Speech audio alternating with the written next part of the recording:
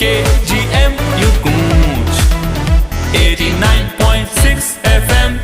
शिकस्ता देख कर यूं मुझे ताने न दो, डूब कर भी साहिल की दीवारें हिला सकता हूं। अगर ये जज्बा आपके मन में है तो आप कुछ भी कर सकते हैं। गुड इवनिंग, मेरा नाम विनय है और आप सुन रहे हैं रेडियो KGMU गूंज 89.6 मेगाहर्ट्ज। और इस समय शुरू हो चुका है कुछ पदचिन्ह बनाते हैं, एक ऐसा शो जिसमें हम ऐसी पर्सनैलिटीज़ को इनवाइट करते हैं जो हमें इंस्पायर करते हैं, हमें मोटिवेट करते हैं कि ज़िंदगी में अगर कुछ बनना है, कुछ कर गुजरना है तो मेहनत तो करनी पड़ेगी। और बहुत खुशी है कि आज हमारे साथ मौजूद हैं ग्लोब हेल्थ केयर के डायरेक्टर डॉक्टर दीपक अग्रवाल जी। बहुत बहुत स्वागत है सर आपका हमारे शो में। नमस्कार, धन्यवाद। कुछ पदचिन्ह बनाते हैं सर, हम आपके डॉक्टर वाली फील्ड से बिल्कुल अलग आकर आपके जो अचीवमेंट्स हैं उसके बारे में बात करेंगे और आपकी पर्सनल लाइफ के भी बारे में बात करेंगे। तो सबसे पहले तो मैं यही जानना चाहूँगा कि आप अपना परिचय अपनी ज़ुबानी में दें। कहाँ आपका बचपन शुरू हुआ, किस तरह से आप पले बड़े, कहाँ पैदा हुए? बचपन से अभी तक जो है लखनऊ शहर नहीं छोड़ना पड़ा। अरे वाह। लखनऊ में पैदाइश हुई। एजुकेशन भी शुरू में सिटी मॉन्टेसरी स्कूल में भी 10th तक, फिर कॉलविन तारकेदार से इंटरमीडिएट किया। फिर घर में पेरेंट्स की बहुत इच्छा थी कि घर में कोई डॉक्टर बनना चाहिए, तो CPMT का एग्ज़ाम दिया। पहली बार सिलेक्शन नहीं हुआ, दूसरी बार सिलेक्शन हुआ तो KGMU में भी एडमिशन मिल गया। हमारे घर के बहुत पास था, वॉकिंग डिस्टेंस में था। अरे वाह। तो मैंने MBBS यहीं KGMC किया। अच्छे दोस्त मिले, अच्छा साथ मिला, पढ़ाई में काफ़ी मन लगाया। पोस्ट ग्रेजुएशन भी यही मिला, MD मेडिसिन ज्वाइन किया। और मेडिसिन में MD करने में काफ़ी मेहनत की हम लोगों ने। और MD मेडिसिन जब कंप्लीट किया तो 3 बेस्ट गोल्ड मेडल जो होते थे वो तीनों मिले। वाह।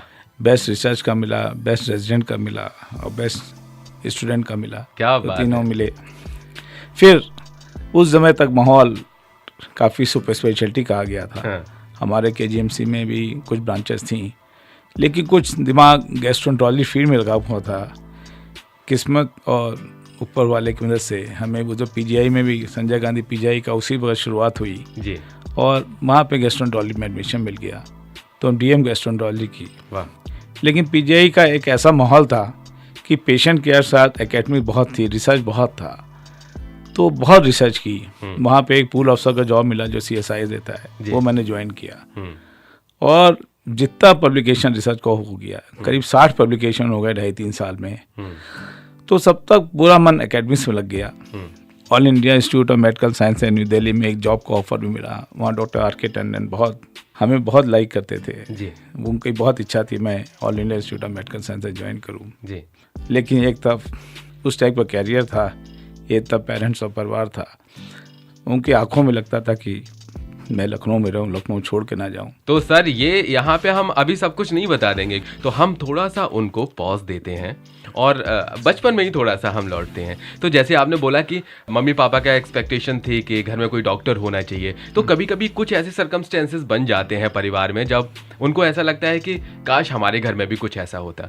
सो कोई ऐसा इंसिडेंट था जिसकी वजह से मम्मी पापा ने यह सोचा कि हाँ डॉक्टर होना बहुत ज़रूरी है एक घर में? कुछ ऐसा कोई इंसिडेंट था क्या? नहीं, ऐसा इंसिडेंट तो नहीं था, लेकिन एज यूजुअल सबको जैसे कॉमन एलन होता है कि जब घर में कोई भी चीज़ जरूरत पड़ती है हाँ। तो मेडिकल नीड सबसे इम्पोर्टेंट हो जाती है। जी जी। तो ये रहता था जब से किसी घर में तैयार रही तो डॉक्टर नोन के बाद भागना कुछ करना, तो सबको लगता है कि घर में फैमिली मेंबर एक डॉक्टर हो तो सबकी केयर बहुत अच्छी से हो जाएगी। तो भाई बहन कितने थे? भाई 3 भाई 3 बहन थे हम लोग। अच्छा, तो होता है ना कि माँ बाप बच्चे की पर्सनैलिटीज़ देख के, मतलब उनकी अपब्रिंगिंग देख के पता लगा लेते हैं कि हमारा बेटा इस फील्ड में माहिर है। तो क्या कुछ आप ऐसा करते थे, मतलब कुछ ऐसे सिम्टम्स होने नहीं, देखे? ऐसा उतना तो नहीं कह सकते, लेकिन फाइनेंशियली बहुत स्ट्रांग नहीं थे जी। सबसे छोटा था घर में, तो सबसे ज़्यादा फेवर हमारा किया गया। अच्छी अच्छा। सबसे अच्छी एजुकेशन दी गई और एक हमें जैसे कोचिंग कराने का सिर्फ हमें सौभाग्य प्राप्त हुआ, बाकी भाई बहन नहीं कर पाए। तो उससे फ़र्क पड़ता है कि मेरे को इसलिए लाइफ में आने का मौका मिला। तो कभी कभी ऐसी लड़ाइयाँ भी होती होंगी भाई बहनों में, अरे मम्मी देखो दीपक को आपने अच्छे उसमें ट्यूशन पढ़ाया और मैंने नहीं पढ़ाया, उनके मार्क्स इसलिए अच्छे, कुछ ऐसा इंसिडेंट सर बचपन में? नहीं, भाई बहनों का इतना स्नेह रहा अरे वाह। कि जिससे इस मुकाम तक पहुंच पाया। अरे वाह, बहुत बढ़िया। तो जब आप मेडिकल की तैयारी कर रहे थे, जब CPMT की तैयारी कर रहे थे, तब आपके मन में बहुत सारी चीज़ें आ रही होंगी कि हमें एक डॉक्टर बन के क्या बनना है, क्योंकि जब हम किसी मुकाम की तरफ आगे बढ़ते हैं, जो हमारा गोल होता है, जिसको अचीव करने के लिए हमारा मन अंदर से लालायित होता है कि हमें वो सब कुछ करना है, तो उसके लिए कहीं ना कहीं बैक में एक हमारी स्टोरी चलती है कि हम अगर इस चीज़ को हासिल कर लेंगे तो हमारा मोटिव ये होगा भविष्य में। सो जब मेडिकल की आप तैयारी कर रहे थे तो क्या आपके दिमाग में कुछ ऐसी चीज़ें घूम रही थी जो आप हमसे शेयर करना चाहेंगे? नहीं, मेडिकल तैयारी में सबसे वही लगता है कि उस वक्त जैसे KGMU है नंबर 1 में आता, तो हम चाहते थे KGMU में एडमिशन मिले। अच्छा। और उस हिसाब से इतनी तैयारी की कि KGMU में आपको एक बहुत अच्छा सा किस्सा बताता हूँ जी। कि जब मैंने अपना CPMT का रिजल्ट देखना शुरू किया तो शुरू में एज यूजल होता है कि इतने अच्छे नंबर तो नहीं आए होंगे, तो शुरू के 25 छोड़ दिए। अच्छा। और उसके बाद देखना शुरू किया, फिर निराशा मिली कि पीछे से आखिर तक नहीं था, फिर सोचा था एक बार दोबारा देख दिया जाए, तो पता चला कि अपना नाम 18 नंबर पे। अरे वाह, क्या बात है। तो ये एक अच्छा सा इंसिडेंट था, ये याद आता है। अब उस वक्त हम लोग के मेडिकल कॉलेज में ये याद है कि एडमिशन जो पोस्ट ग्रेजुएशन में होता था जी, वो MBBS के मार्क्स पे होता था। तो इतनी ज़्यादा कोशिश की कि इतने अच्छे नंबर मिल जाए, जो सब्जेक्ट चॉइस हो वो उसमें एडमिशन मिल जाए। तो हम लोग उस हिसाब से तैयारी करते रहे और काफ़ी पढ़ाई में मन लगाया और अच्छे नंबर मिले, जिससे मेडिसिन में एडमिशन मिल गया जी। तो धीरे धीरे माहौल, उस समय बात ये है कि भाई 88-89 की है, तब तो सुपर स्पेशलिटी का माहौल काफ़ी बनने लगा था जी। और प्रदेश का काफ़ी सौभाग्य था कि Sanjay Gandhi post graduation institute जैसा इंस्टीट्यूशन मिला जिसमें ऑलमोस्ट सारी तरह की सुपर स्पेशलिटी। और KGMC का एक बड़ा वो था, बैकअप था जो स्ट्रॉन्ग था, जिससे कि हम लोग मेहनत करके हम लोग के मान रहे कि 85 कैंडिडेट थे हमारे DM एग्ज़ाम के लिए, उसमें नंबर 1 अपना ही आया, जिससे DM में एडमिशन मिला। फिर एक बार DM मिलने के एडमिशन के बाद पेशेंट केयर तो अपनी अलग होती है, लेकिन एकेडमिक में बहुत अच्छा माहौल था वहाँ पे, हर तरह की ट्रेनिंग मिली, हर तरह का वो मिला, और जहाँ तक इतनी रिसर्च इतनी की, बहुत पब्लिकेशन मिला। और एक बार सौभाग्य प्राप्त हुआ गाइस हॉस्पिटल लंदन में लेक्चर देने का, तो PGI की ट्रेनिंग इतनी अच्छी थी, वहाँ इतने कॉन्फिडेंस से वहाँ से लेक्चर दिया और क्वेश्चन आंसर किए, तो लाइफ में एकेडमिक में काफ़ी कॉन्फिडेंस आया। जब हमने DM कंप्लीट कर लिया तो ऑप्शन वही था कि एकेडमिक मन लग गया था कि एकेडमिक बाहर निकलना नहीं चाहते थे। तो उस वक्त संजय गांधी जॉब नहीं था, दिल्ली में जॉब का ऑफर था, एम्स में जॉब का ऑफर क्या था, उनकी काफ़ी वो थी, वो तो थोड़ा प्रोसेस होता है जी। लेकिन हमें घर वालों की इच्छा देख के मैंने लखनऊ में सेटल किया जी। लेकिन वही कि लखनऊ में जब सेटलमेंट चाहा तो ये भी लगा कि कुछ एक्सेल करना चाहिए। प्रैक्टिस में पहला अकेला गैस्ट्रोएंटरोलॉजिस्ट था लखनऊ में 1995 में, और काफ़ी सेवा की, काफ़ी मेहनत की, और मेरे ख्याल से वर्किंग आवर्स भी यूजली 16-18 घंटे के पर डे के होते थे। क्या बात है। और 2 क्लिनिक थी, एक हॉस्पिटल था, और सपना ये था कि एक गैस्ट्रोएंटरोलॉजी सेंटर बनाऊंगा कि जिसमें मैं सब जगह सब काम कर सकूं। तो 2006 में सपना साकार हुआ। एक ग्लोब मेडिकेयर के नाम से मैंने एक हॉस्पिटल बनाया, 60 बेड गैस्ट्रोएंटरोलॉजी सेंटर, जिससे सारी OPD, सारी सबसे गैस्ट्रोएंटरोलॉजी जो हो सकती इस महीने की। लेकिन मन वहाँ पे रुका नहीं। जब ये 5-10 साल चला लिया तो ये कुछ और करने का मन किया। फिर ये देखा कि कैंसर बहुत तेज़ी से बढ़ रहा है जी। और कैंसर केयर की फैसिलिटीज़ अवेलेबल नहीं है। जब मेरे पास भी कैंसर का पेशेंट आता था तो पर्चा लिखते समय ये नहीं समझता पेशेंट को कहाँ एडवाइस करूँ, तो ऑब्लिक देते, Sanjay Gandhi, oblique KGMC, oblique RML, इस तरह से लिखता था। तो मन बहुत वो था कि कुछ और करना चाहिए जी। तो ये सपना साकार हुआ। अब हमने करीब 200 बेडेड का ग्लोब हेल्थ केयर नाम का सेटअप बनाया है, जिसमें पूरी कॉम्प्रिहेंसिव कैंसर केयर, मेडिकल हो, सर्जिकल हो, रेडिएशन हो, न्यूक्लियर मेडिसिन हो। पेशेंट एक बार आ जाए तो उसको ये नहीं सोचना पड़े कि हम कहीं और जाना है, क्या करना है। तो ये सपना साकार हुआ। हमारे माननीय मुख्यमंत्री जी ने 15 मई से इसका इनॉग्रेशन किया। बहुत खुश थे वो भी कि इतनी बड़ी फैसिलिटी हम लोगों ने प्राइवेट सेक्टर में बनाई है। तो ये पैसा कमाने का इसमें उद्देश्य नहीं रहा, क्योंकि बहुत लोग कैंसर हॉस्पिटल इसलिए बनाते हैं कि इसमें मॉनेटरी रिटर्न नहीं मिलता है, लेकिन इसमें पैशन था बनाने का और सेवा करने का, जिससे मैंने ये हॉस्पिटल बना। क्या बात है, इसी जज्बे को तो हम सलाम करते हैं। और कभी कभी बहुत सारी चीज़ें हम ऐसा फील करते हैं कि हम सोचते हैं और दिमाग में ऐसा रहता है कि काश हम ऐसा कुछ कर पाते। हम सड़क के किनारे भिखारी को भी जब देखते हैं या ठंड में ठिठुरते किसी गरीब को देखते हैं तो मन में तो आता है कि हम इसकी सहायता करें, लेकिन बस यही फील रहता है कि हाँ इसकी सहायता होनी चाहिए और हम आगे निकल जाते हैं।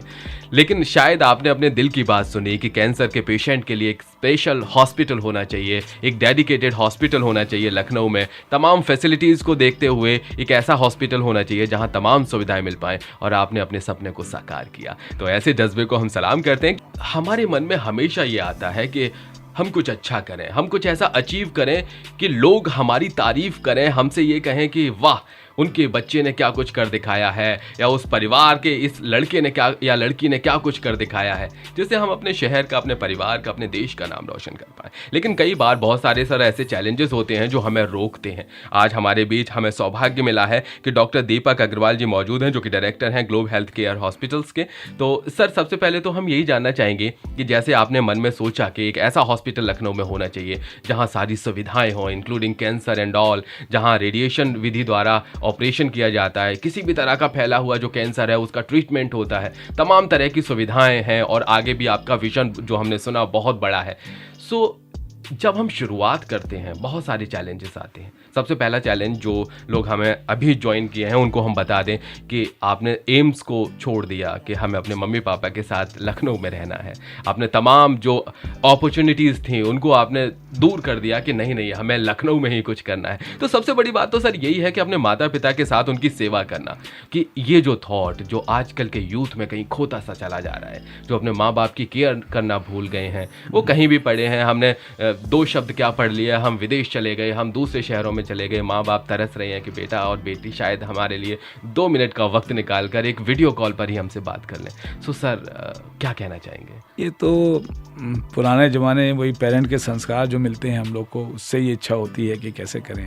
और हम लोग देखते हैं कि माँ बाप की तरफ इच्छा यही होती है कि बच्चे सबसे अच्छा करें, और वो सब कुछ बच्चों पे उस पर लगा देते हैं सब कुछ कि बच्चा कैसे पढ़ा पड़े जी। तो जो अचीव किया हमने माता पिता के उनसे आशीर्वाद से किया, उन्होंने जितना आप कर सकते किया। तो जब बात लखनऊ से छोड़ने की हुई तो उनकी आंखों में देख के लगा कि हमें नहीं, ऐसा नहीं चाहिए। चले जाते तो वो भी कुछ नहीं कहते, लेकिन मन में उनके रहता, वो मन के भाव को हमने पढ़ लिया। ये हुआ कि लखनऊ छोड़ कर नहीं जाना है। एक जरूर चाहा कि कभी कभी हम लोग लखनऊ में रहने पर, ये जरूर यूपी में उस ज़माने में लगता था कि यूपी में रह जाएंगे तो लखनऊ से या यूपी से बाहर नहीं निकलेंगे।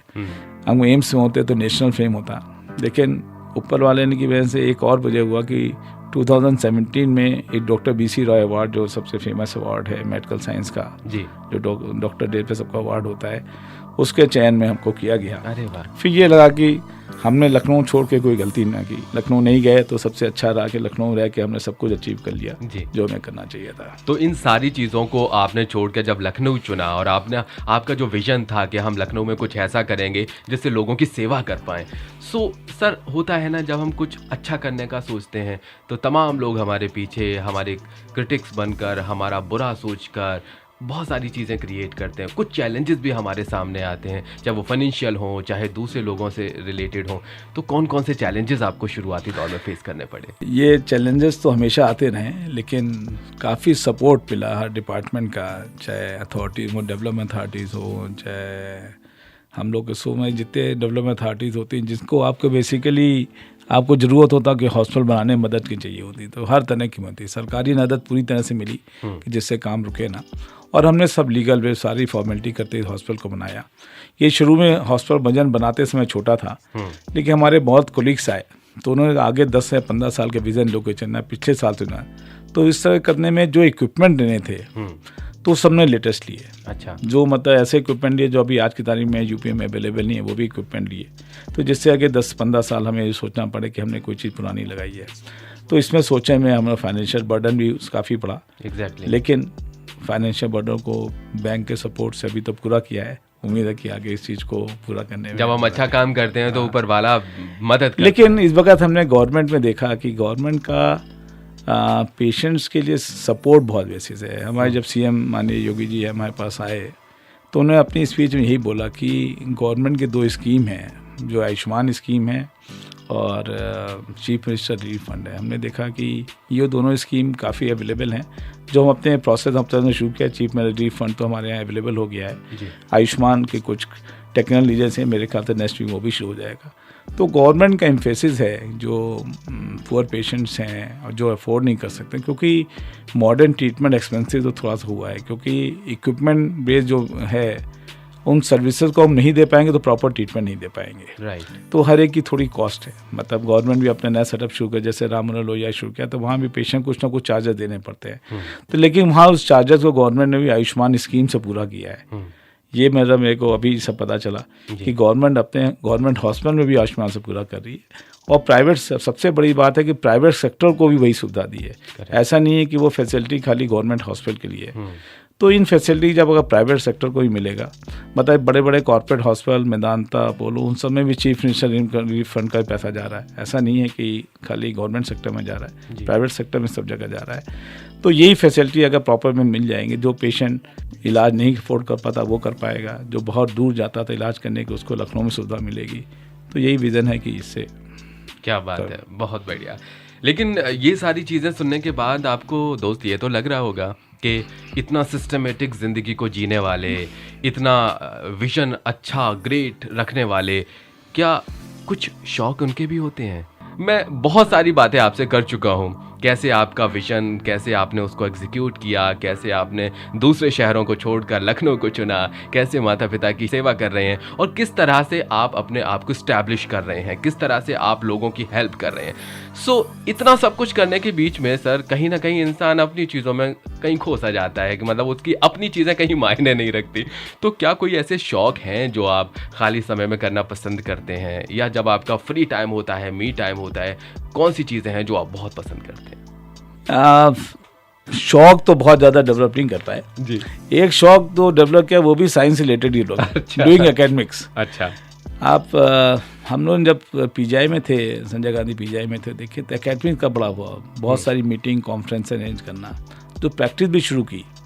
तो एक नए विज़न के साथ की कि हम एटलीस्ट यूपी भर को, जहाँ बहुत ज़्यादा एकेडमिक एक्टिविटीज़ नहीं होती है, बहुत ज़्यादा कॉन्फ्रेंस नहीं होती हैं, हमने कहा जो भी कॉन्फ्रेंस हुई दिल्ली में हो रही है, मुंबई में हो रही है, साउथ में हो रही हैं, तो हम लोग अपने डॉक्टर्स को एक ट्रेनिंग प्रोग्राम प्रोवाइड करें। तो मैंने काफ़ी कुछ टाइम जो अवेलेबल था प्रैक्टिस के बाद, एक इस मिशन में लगाया। और आप विश्वास नहीं करेंगे कि एवरी ईयरली हम लोग पूरे यूपी के डॉक्टर्स, फिजिशियन, सर्जन को बुलाते थे और 1 डे मीटिंग करते थे। और फैकल्टी सारी पूरी ऑल इंडिया से बुलाते थे, बच्चा चाहे एम्स चंडीगढ़ हो, एम्स दिल्ली हो, चाहे मुंबई से हो, तो काफ़ी लोगों को सब बना के 1 डे अफेयर, ये काफ़ी सालों तक किया। बीच बीच में कुछ साल गैप भी हुआ होगा। तो एक वो बन गया पूरे यूपी में कि मेडिकल कॉन्फ्रेंसिंग के एक हब भी, एक ग्रो मेडिकेयर जो है एकेडमिक एक्टिविटी पेशेंट के साथ काफ़ी प्रोवाइड करता है। और आप इसमें कभी 500, 700, 800 लोग भी काफ़ी लोग आ जाते थे, और नॉलेज इम्पार्ट इससे थोड़ी थोड़ी होती थी। और यही एकेडमिक एक्टिविटी मैंने जैसे ग्लोब कैंसर हॉस्पिटल बनाया, तो उसमें भी यही शुरू कर दी।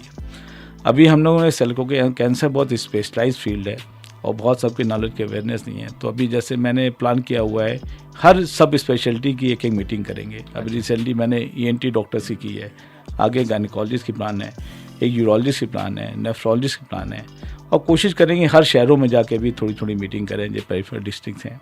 और ये 2-3 महीने में एक लार्ज ग्रुप पूरे ऑल यूपी के डॉक्टर्स को बुला के लखनऊ में एक कैंसर की एक बड़ी सी मीटिंग करें। तो ये अकेडमी एक बहुत बड़ा रहा, जो हमारे संजय गांधी पीजीआई की देन है, जो हमें इतना ट्रेन किया कि एकेडमिक एक्टिविटी मैं पूरे यूपी में कर सकूँ, और डॉक्टरों के ट्रेनिंग प्रोग्राम। अब इसे हॉबी कहिए, अब कुछ भी कहिए कि वो होता है। बाकी जो जैसे बताया, अभी मैंने एक लीवर डिजीज़ के लिए भी इंटरव्यू दिया, जो फैटी लीवर हम लोग बहुत देखते हैं। तो अपनी बॉडी में भी मैंने ये देखा कि एक्सरसाइज एक बहुत इंपॉर्टेंट कंपोनेंट है। एक्सरसाइज बहुत फॉर्म में हो सकता है, आप कोई गेम खेल के करें या जिम करके करें। एक पैशन जिम करने का ही बन गया, जो रेगुलर एक मॉर्निंग एक्टिविटी जिम आता है, जो एक वही टाइम बचता है early morning before going to the hospital, तो उसमें जिम एक्टिविटी करते हैं, कभी स्विमिंग करते हैं। तो हॉबी में तो यही है। अच्छा क्या बात है। और म्यूजिक सुनना पसंद है सर? म्यूजिक उसी जिम टाइम में ही हो पाता है, बाकी चलिए, चलते चलते ये तमाम लोग जो आपको सुन रहे हैं, क्या कहना चाहेंगे उनसे? अपने लाइफ स्टाइल जो देखता हूँ, जीवन में संस्कार बहुत इम्पोर्टेंट हैं। हमारे घर से, पेरेंट्स से और जो दोस्तों से, उनसे सिर्फ संस्कार मिले, उसको फॉलो करना है। कोशिश करें कि गलती ना करने की ज़िंदगी में, और कोई हो जाती है तो उसको करेक्ट करना, यही है। मेहनत का कोई सब्स्टिट्यूट नहीं है, और जितनी मेहनत करेंगे उतनी ऊंचाइयों पे जाएंगे। और समाज सेवा उस मेहनत में इम्पोर्टेंट होनी चाहिए, जो मैं करने की कोशिश कर रहा हूँ। Thank you sir. और हमें पूरी उम्मीद है कि जो लोग हमें सुन रहे हैं वो ज़रूर आपकी ज़िंदगी से कुछ ना कुछ शिक्षा लेंगे और अपने आप को आगे बढ़ाने की कोशिश करेंगे। आप ऐसी पर्सनैलिटी हैं जिनको देखकर और जिनको सुनकर मुझे ऐसा लग रहा है कि लोग ज़रूर जागरूक होंगे और अपने लिए और अपने देश के लिए, अपने परिवार के लिए बहुत कुछ करेंगे। स्टूडियो में आने के लिए बहुत बहुत शुक्रिया। बहुत बहुत धन्यवाद। तो ये थे हमारे साथ आज के हमारे मेहमान, कुछ पद चिन्ह बनाते हैं मैं ग्लोब हेल्थ केयर के डायरेक्टर डॉक्टर दीपक अग्रवाल। अगले सप्ताह एक और पर्सनैलिटी के साथ आप लोगों के बीच होंगे और अपनी जिंदगी को बेहतर बनाने की कोशिश करेंगे।